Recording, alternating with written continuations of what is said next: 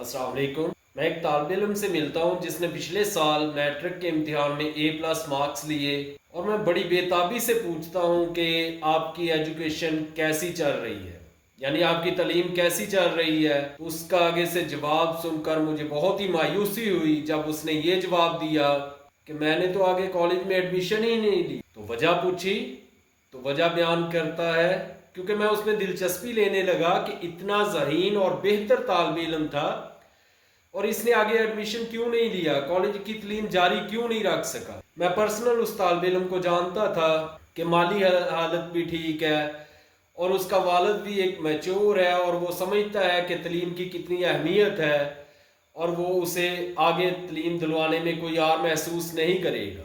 मैंने उसमें थोड़ी सी दिलचस्पी ली तो बच्चे ने भी मुझसे सवालात करने शुरू किए। मसलन उसका पहला ये सवाल था कि मैं आगे तालीम क्यों हासिल करूं, और जो पहले पढ़ चुके हैं लोग जिन्होंने यूनिवर्सिटी की एजुकेशन हासिल कर ली है, आया वो कामयाब ज़िंदगी गुजार रहे हैं।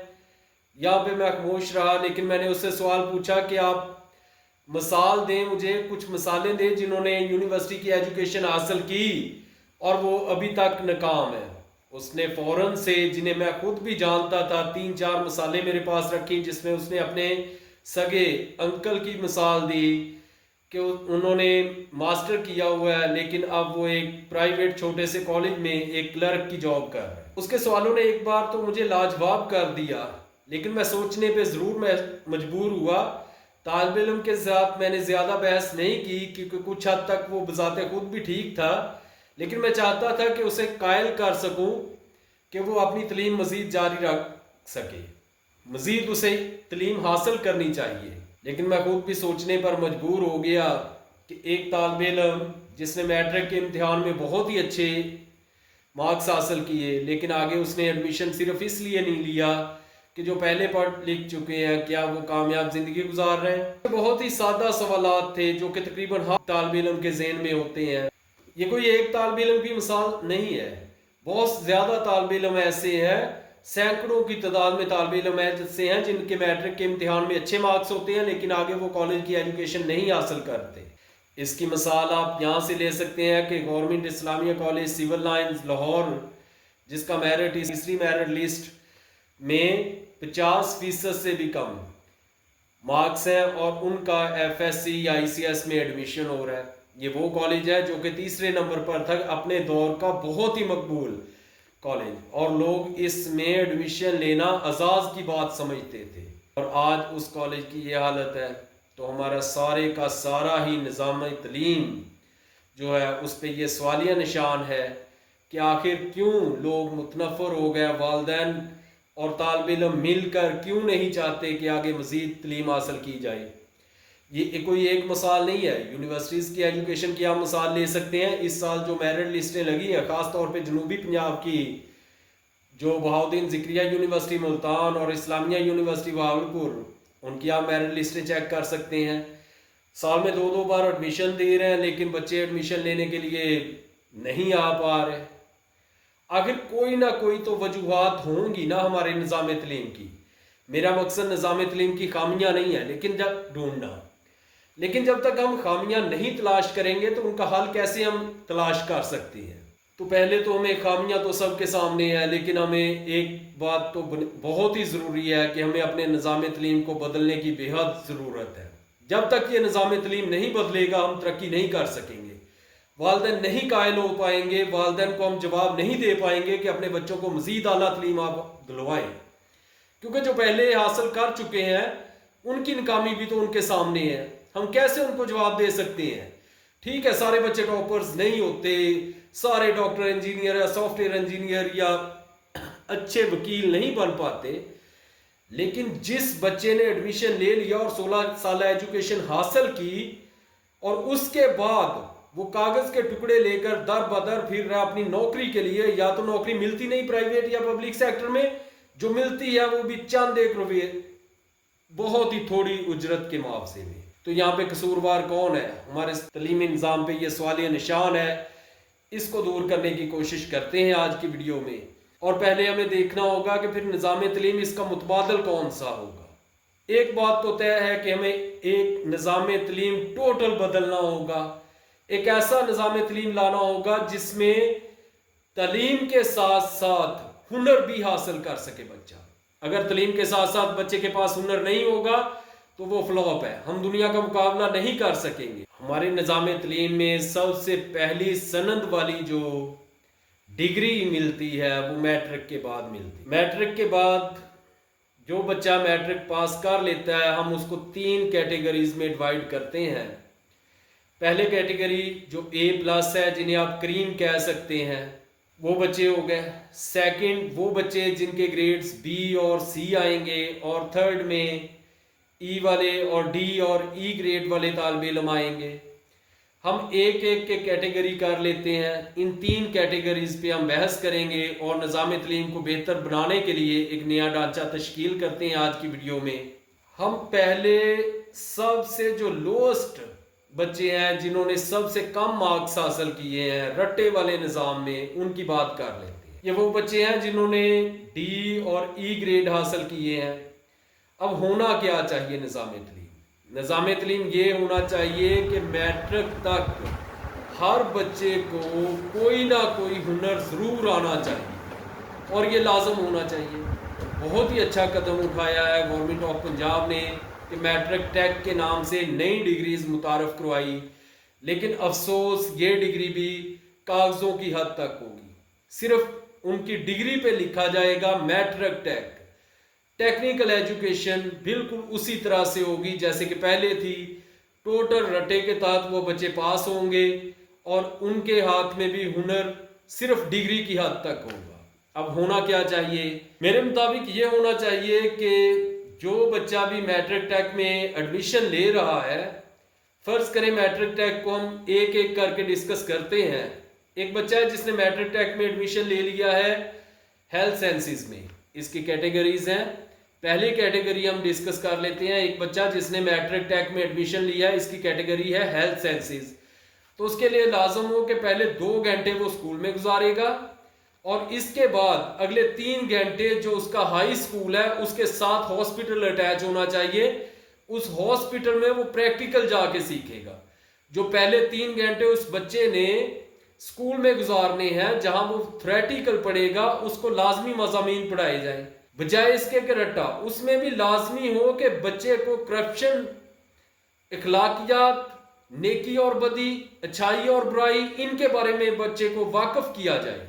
हमारा कैसा निज़ाम तलीम है कि 16 साल एजुकेशन हासिल करने के बाद भी बच्चा ये नहीं समझ पाता कि ये गलत है और ये सही है, और वो करप्शन के रास्ते पे चल पड़ता है। फिर हम कहते हैं कि निज़ाम ठीक नहीं है, अदारे ठीक नहीं है। जब उसकी बेस ही गलत रख दी गई है तो आगे चल के वो बच्चा कैसे बेहतर सोच सकता है? जिसको हम लेकर ही नकल, बूटी माफिया से लेकर आगे तक छोटा बच्चा होता है, उस पर सख्ती की जाती है, इम्तिहान लुआते हैं और वो बच्चा मजबूर हो के नकल करता है। वहां से हम सिखा के तो उसे नकल लेकर आ रहे हैं। जब वो आला ओहदों पे बैठ गया है तब हम ये उससे एक्सपेक्ट करते हैं कि ये बच्चा बहुत ही ईमानदार और एक ईमानदारी की मिसाल कायम करेगा। How it is possible? ये मुमकिन नहीं है। तो इसके लिए ज़रूरी है कि जब वो बच्चे मैट्रिक टेक वाले, जिन्होंने मैट्रिक टेक हेल्थ साइंसेज में एडमिशन ले लिया है, तो वो पहला जो 2 घंटे हैं पहले वो अपनी तलीम के अपने अदारे में खर्च करें, जहाँ उनको लाजमी मज़ामीन पढ़ाए जाएं, जिनमें इखलाकियात और इंसानियत लाजमी सिखाई जाए। उन्हें बताया जाए माशरे को साफ सुथरा कैसे रखना है, कौन कौन सी बुनियादी चीज़ें हैं जो कि बहुत ही ज़रूरी हैं। उसके बाद अगले 3 घंटे जो हॉस्पिटल होगा उनके साथ अटैच लाजमी हॉस्पिटल होना चाहिए, वहाँ पे उनकी प्रैक्टिस करवाई जाए, ताकि जैसे ही वो मैट्रिक पास करे बच्चा तो वो जाके प्रैक्टिकल लाइफ में अपना काम शुरू कर सके। वो मैट्रिक के बाद इस काबिल हो कि अपना कोई भी जिस प्रोफेशन में वो गया है, हेल्थ साइंसेज की हम मिसाल ले रहे हैं तो हेल्थ साइंसेज में वो आगे जा सके। दूसरी मिसाल हम ले सकते हैं इसी तरह से मैट्रिक टेक इन एग्रीकल्चर। अगर एग्रीकल्चर में कोई बच्चा अपना शौक जाहिर करता है तो उससे एग्रीकल्चर का माहिर होना चाहिए उन 2 सालों में मैट्रिक टेक में। वो भी सेम इसी तरह से 2 घंटे पहले स्कूल में गुजारेगा, उसके बाद अपने असातिज़ा या ट्यूटर या उसका जो भी सुपरवाइजर होगा उसके साथ जाके वो खेतों में काम करेगा और जदीद टेक्नोलॉजी को अपनाते हुए ना कि ज्यादातर एकर्स में काम करेगा, बल्कि थोड़ी जमीन से बहुत ज्यादा सरमाया और जदीद टेक्नोलॉजी के तहत जैसे कि दुनिया तरक्की कर रही है उस तरह उसको काम आना चाहिए, ताकि जैसे ही वो मैट्रिक के बाद फारगो तहसील हो वो दर दर की ठोकरें ना खाए जॉब के लिए, बल्कि उसके पास अपना हुनर होना चाहिए जिसके तहत वो मुल्क और कौम की तरक्की में अपना हिस्सा डाल सके। एक बच्चा जिसने पोल्ट्री साइंस में मैट्रिक टैग करना है तो उसके हमारे स्कूलों की ज़्यादातर छतें जो हैं वो लैंटर्स वाली हैं, और स्कूलों की जो छतें हैं वो बहुत ज़्यादा हैं और साल से बेकार पड़ी हुई हैं। उन छतों पे छोटे छोटे पोल्ट्री फार्म बनाए जा सकते हैं। जो भी बच्चे मैट्रिक टैग इन पोल्ट्री साइंसेज में एडमिशन लेते हैं उनके लिए लाजम हो कि उनके सुपरवाइजर या साथी जो भी पोल्ट्री साइंसेज को डील करेंगे वो वहां पे उनके साथ पोल्ट्री का मुकम्मल एक सेटअप कायम करें, और उससे फायदा भी होना चाहिए, मुनाफा बख्श कारोबार उन्हें सिखा दें, ताकि बच्चा जैसे ही पोल्ट्री साइंसेज में मैट्रिक टैग करता है वो अपना बिजनेस करे या जॉब करे, उसे किसी तरह की कोई दिक्कत नहीं होनी चाहिए, क्योंकि 2 सालों में उसने सीख लिया है कि कैसे ये काम बिल्ड करना। इसी तरह से कुछ ऐसे भी बच्चे हो सकते हैं जो कि मैकेनिक बनना चाहते हैं, उन्हें 2 या 3 घंटे स्कूल में रखा जाए और साथ में मैकेनिक की शॉप होनी चाहिए जहाँ पे वो बच्चे ट्रेनिंग ले सकें जब वो फ्री हो। जैसे हम मिसाल ले सकते हैं मोटरसाइकिल की, कि मोटर बाइक को ठीक करने के लिए उन्हें 2 साल दरकार है, 2 साल में बच्चे की मैट्रिक भी हो जाएगी पास और साथ में वो मोटरसाइकिल का मैकेनिक भी हो जाएगा। इसी तरह से हजाम का काम हो सकता है और कुकिंग का काम लिया जा सकता है, बेशुमार काम जिनकी मुआशरे को ज़रूरत है और छोटे छोटे, और ये ऐसे मजबूत जहन पैदा होने चाहिए जो उस काम के माहिर हो। आप यकीन नहीं करेंगे जो हमारे पास सेंट्री वर्कर्स आते हैं यानी टूटी लगाने के लिए, आज तक वो उसका वो ड्रॉप बाय ड्रॉप जो पानी गिर रहा होता है उसे ही नहीं रोक पाए। क्या वजह है आखिर, हम क्यों नहीं इतने अच्छे कारीगर पैदा कर सके?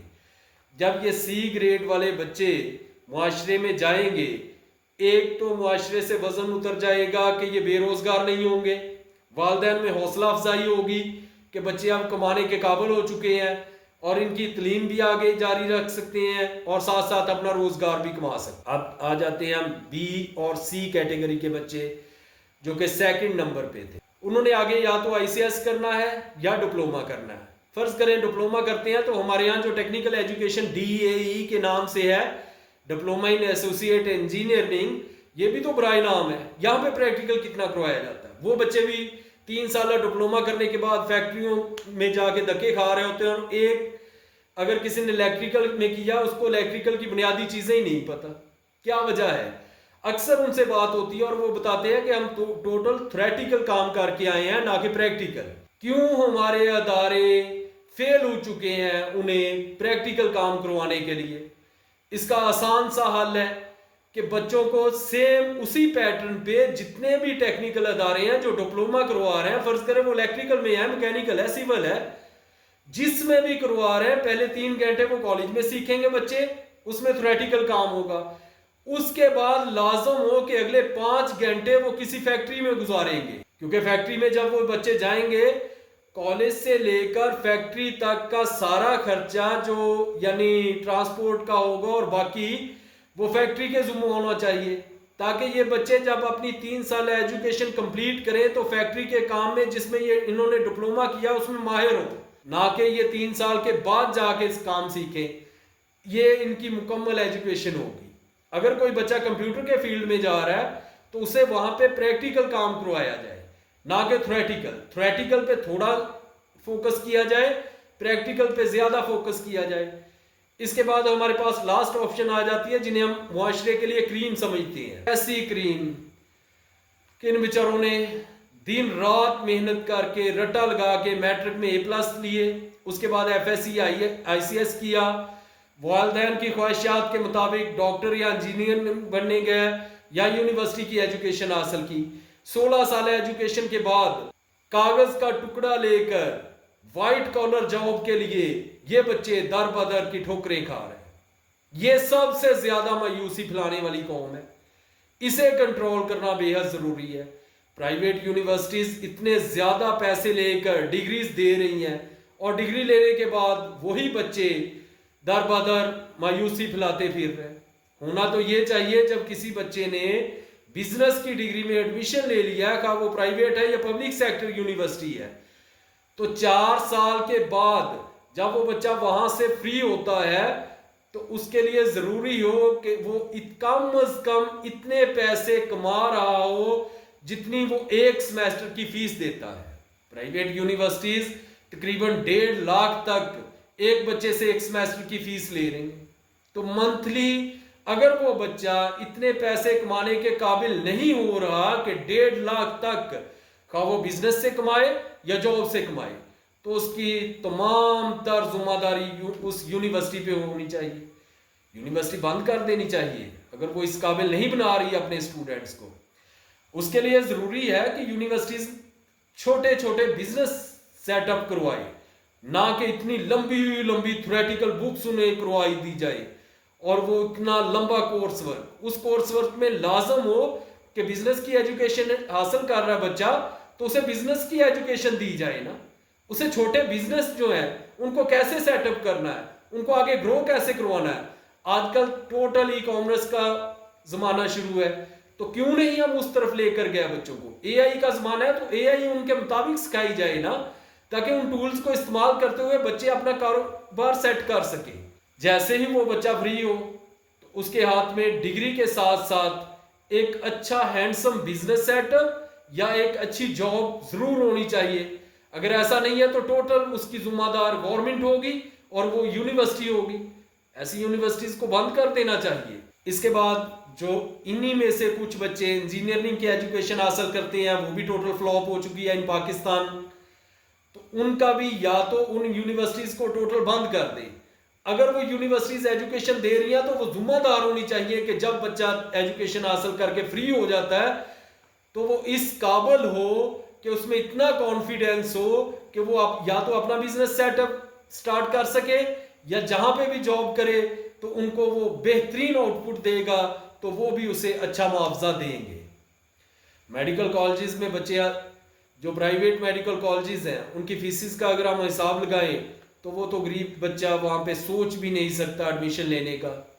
गवर्नमेंट ने अभी तक ये पॉलिसी क्यों नहीं बनाई कि 20% प्राइवेट मेडिकल कॉलेजेस को लाजम करार दिया जाए कि जो बच्चे गवर्नमेंट पब्लिक सेक्टर कॉलेजेस से रह जाते हैं एडमिशन से, उनके बाद 20% हर मेडिकल कॉलेज पे लाजम हो कि उनमें से बच्चों को लिया जाए और फ्री एजुकेशन दें। प्राइवेट मेडिकल कॉलेजेस से अपना MBBS कंप्लीट करने वाले काफ़ी स्टूडेंट्स को मैं जानता हूं जो 2-3 साल डॉक्टर्स के साथ बैठे काम सीख रहे होते हैं। 5 सालों में वो क्या काम सीख के आए हैं, इतना भारी मुआवजा किस बात का देकर आए हैं कि अब नौबत यहाँ तक आ चुकी है कि उन्हें बिल्कुल भी पेशेंट का चेकअप करना नहीं आता। गवर्नमेंट कब तक इस तरह के डॉक्टर पैदा करने देगी और इंसानियत का कत्ल होते हुए खामोशी से देखती रहेगी। इसका आसान हल है, पहली बात वहाँ पे मुख्तस होना चाहिए कि 20% कोटा उन ज़हीन बच्चों में से आना चाहिए जो प्राइवेट मेडिकल कॉलेजेस में की फीसें अदा नहीं कर सकते और साथ उनका एडमिशन उन पब्लिक सेक्टर के जो कॉलेजेस हैं उनमें नहीं हो सका, ताकि यहाँ पे भी अच्छे स्टूडेंट तालीम हासिल कर सकें, ना कि सिर्फ पैसे वाले। उसके बाद प्राइवेट मेडिकल कॉलेजेस के लिए लाजमी हो कि इनकी जो होस्ट जॉब है वो गवर्नमेंट के हॉस्पिटल्स में सख्त होनी चाहिए, ताकि डिग्री कंप्लीट करने के बाद ये इस काबिल हो सकें कि मरीजों का चेकअप कर सकें, बजाय इसके कि ये अपने 5 साल मुकम्मल करने के बाद 2-3 साल किसी डॉक्टर के पास बैठे हुए काम सीख रहे हैं। और जिन स्टूडेंट्स का एडमिशन पब्लिक सेक्टर के कॉलेजेस में हो जाता है उसके बाद हमारी बदकिस्मती ये है कि वो जिस कौम के पैसे से करोड़ों रुपए के इवज वो डॉक्टर बने हैं वो इस कौम का इलाज करना ही नहीं चाहते। वो बैरून मुल्क अपनी आला तलीम के लिए चले जाते हैं जो उनका हक भी है, उन्हें मिलना चाहिए, लेकिन वो वापस नहीं आते। अगर वो बदकिस्मती से वापस आ जाते हैं तो भारी फीसों के साथ आते हैं और मेडिसिन की कंपनियों के साथ बड़े भारी मुआहदे करके आते हैं जिसके तहत पिसना गरीब अवाम नहीं होता है। पहला तो ये लाजमी हो, जैसे कि आर्मी का असूल है कि जो भी पब्लिक सेक्टर से डॉक्टर बनेगा उसके लिए लाजम होगा कि 10 साल तक वो मुल्क में रहकर पब्लिक सेक्टर के जो हॉस्पिटल्स हैं उनमें रहकर जॉब करना उसके लिए लाजम हो। हाँ, अगर उसने अच्छी एजुकेशन हासिल करने के लिए बाहर स्कॉलरशिप या वैसे जाना है तो जाए, ये उनका हक है, लेकिन उनके लिए लाजिम हो कि वो वापस आकर गवर्नमेंट जॉब करेंगे और गवर्नमेंट उनको डॉक्टर्स को इतना फैसिलिटेट करे कि वो इधर मुतमिन हो और अपनी इत्मीनान वाली ज़िंदगी गुजार सके, सहूलियात पैदा की जा सके और उनके लिए इतनी सीटें बनाई जा सके जो कि ज़रूरत है और क़यामत तक इस फील्ड की अहमियत रहेगी। उनको इतनी सहूलियात और इतने जितने भी स्टूडेंट्स फारग हों मेडिकल की एजुकेशन के बाद, उनके लिए उतनी वैकेंसीज खाली होनी चाहिए ताकि वो वहाँ जाकर सर्विस दे सकें, ना कि दर बदर की ठोकरें खाएं। अल्लाह हाफिज़।